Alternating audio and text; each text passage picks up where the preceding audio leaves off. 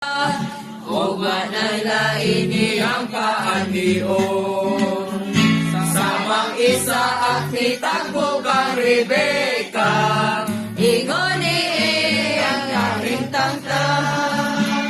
O kang buhay paglalino sa hintaan, sa Ginoo sa pagtakbo sa Ginoong Jesucristo. Walang dungon, bising puti, sulod tanga magpuyo sa himaya. Ingon niya ang pinili sa Ginoo, iyang danon pasiguro dito sa iyang puloy. Ang kalangit siyang sugat, di mapalong sa matang mabalaan dito siyang gingharian. Sama sa kawatan ang pag-anhi niya, way mahibalukon unsang orasan.